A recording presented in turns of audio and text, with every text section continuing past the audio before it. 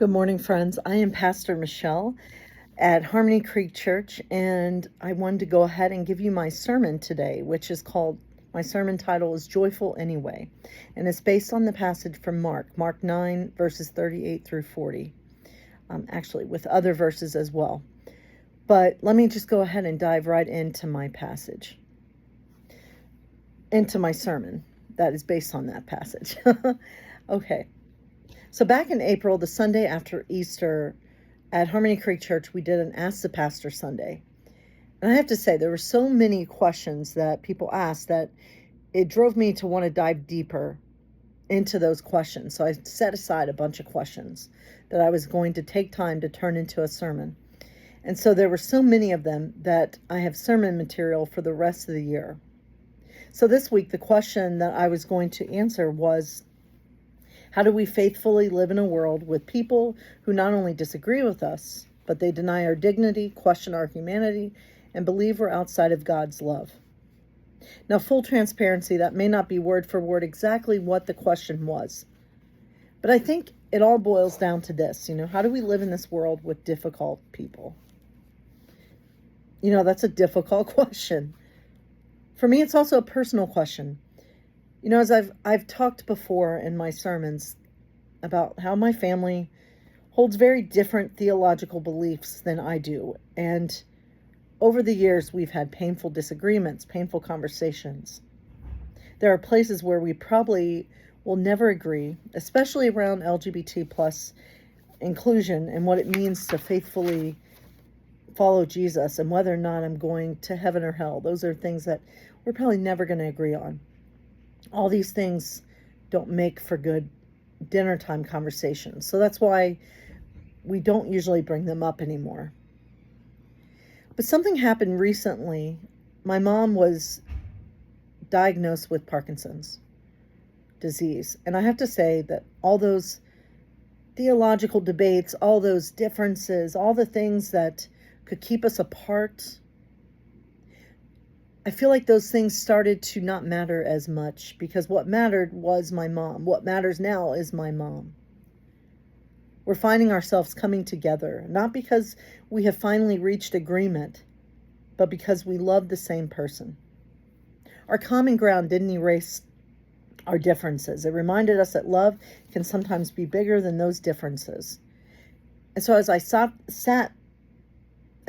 with that this week, I thought for sure that our passage from Mark was going to answer that question that someone posed. But by the end of the week, I realized something, that Mark 9 isn't really answering that question. It's answering a different one, and maybe it's one that we need just as much. But don't fear. I will be tackling that question again at length in September when I lead Salon. But for now, let's explore this passage from Mark 9.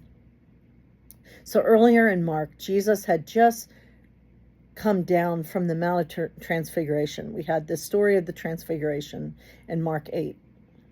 So while Jesus was up there on the mountain with Peter, James, and John, down below, away from the mountain, the other disciples were trying to help a desperate father whose son was suffering terribly. They were trying to cast out a demon inside this boy, but they just couldn't. I imagine that they might have felt embarrassed and frustrated and disappointed, and I think Jesus might have felt a little frustrated as well. And it wouldn't be the first time he gets frustrated with the disciples. Pastor Brian Newcomb at David's, back in the day when I served there, I used to always love it when he would call the disciples the disciples. Now, keeping all this in mind, how they couldn't cast out the demons. What happens later in our reading? In Mark 9, we see the disciples. We read that the disciples see someone else who isn't an official disciple doing what they couldn't do. They were casting out demons. And John says, "Teacher, we saw someone casting out demons in your name, and we tried to stop him because he wasn't following us." Did you catch that? He wasn't following you. He wasn't following us. And I just wonder, could it be that the disciples weren't simply concerned about theology? Could it be that they were jealous?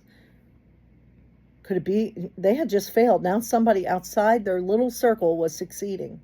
And maybe this wasn't righteous indignation. Maybe it was wounded pride. I can almost hear them saying, Jesus, we couldn't do it. It hardly seems fair that they can. And if we're honest, haven't we all been there? Someone else's career takes off. Someone else's church seems to be growing. Someone else's ministry seems to be flourishing. Someone else appears to succeed when we have just struggled. Comparison quietly turns into competition. Competition turns into suspicion. And before long, we're asking, why them? Instead of saying, thank God someone is doing the work of healing. You know, Jesus refuses to let the disciples stay there. He says to them, don't stop them. Whoever is not against us is for us. Whoever is not our enemy is our ally. Jesus completely changes the question. The disciples are asking, does he belong to our group? And Jesus is asking, is healing happening? That's essentially what Jesus is asking. The disciples seem to be focused on membership, while Jesus is focused on mercy and compassion. The disciples want to guard the boundaries, while Jesus wants to celebrate the healing that is happening. Jewish New Testament scholar Amy Jill Levine often points out that Jesus is consistently widening the circle instead of narrowing it. Again and again, Jesus refuses to let insiders decide who gets access to God's grace.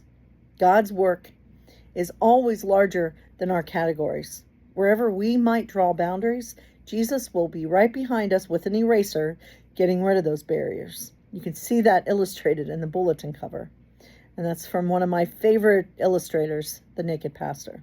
And I just love saying The Naked Pastor.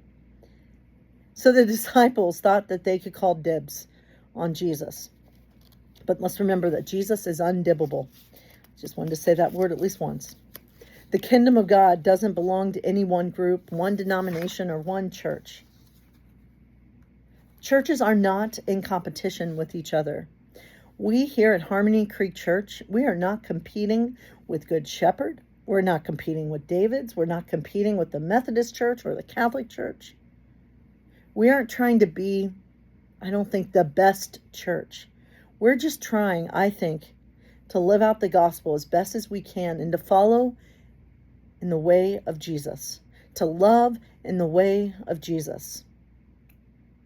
If another church is feeding hungry people, then thanks be to God. If another church is comforting grieving families, thanks be to God. If another church is welcoming lonely people, thanks be to God. If another church is working for justice and showing people God's love, thanks be to God.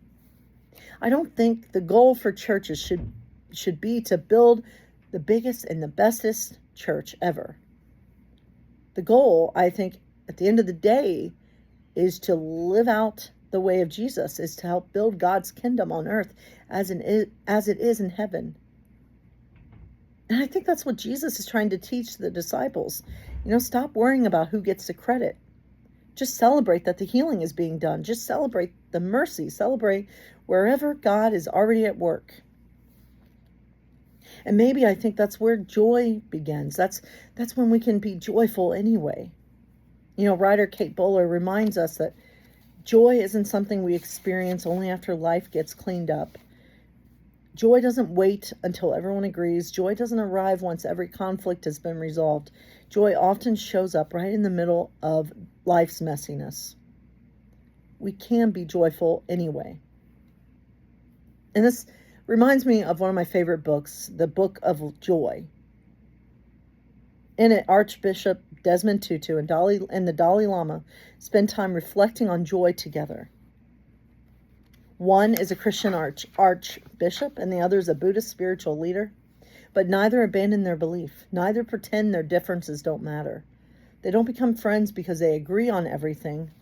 They become friends because they recognize one another's humanity. They laugh together. They grieve together. They learn from one another. They discover that compassion is stronger than fear. That doesn't erase their differences. It simply refuses to let those differences become the whole story. And I think that's closer to what Jesus is inviting us into. Not agreement about everything, but the humility to recognize what God is often at God is often at work beyond the borders that we have drawn. So I want us to go back, though, for a moment to that question we started with, right? The question from the You Asked For It Sunday. What about the people who actively deny our dignity? What about the people who tell us we don't belong? And as I said, Mark 9 is not answering that question. And I don't want to force it to. Because truth is, it's a question that deserves more time to talk about. It's a question that deserves more time to explore. And that's, as I said, that's why it will be my topic for when I lead Salon on September 27th. But let me just say this in response to that question, though. Jesus says in this passage that if they aren't against us, they are for us. If they're not our enemies, they're our allies, right? And so, yes, this gets messy when we know that someone is against us. What do we do with people who are against us, who have no desire necessarily to even be our ally? That's a hard question to answer. And for me, I'll just say this about that question. I would say love them anyway, but love them from a distance if you need to. Maintain boundaries for your own safety. When I think of this question, I think of the musical Hamilton and how Aaron Burr recognizes too late after the duel with Alexander Hamilton. He recognizes that the world was indeed wide enough for both of them.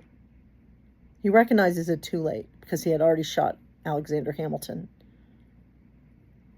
I remind myself that even people who deny my divine belovedness, that they too are made in God's image, and the world is wide enough even for them. And that's a tough pill to swallow. And as I said, I really do look forward to continuing this conversation around that difficult question, because I think it requires a little more time. But just for today, let's remember what Mark 9 is telling us. Mark 9 is focusing more on people who aren't actively against us, right? Mark 9 is telling us, don't create enemies where Jesus sees allies. Don't assume God only works through people who belong to your group. Don't confuse your circle with God's kingdom. Because, friends, there's so much healing to be done in our world, right? There's hungry people to feed. There's lonely people to welcome. There's broken hearts to comfort. There's justice to pursue. There's hope to proclaim. And in this work, we need one another. The world is wide enough.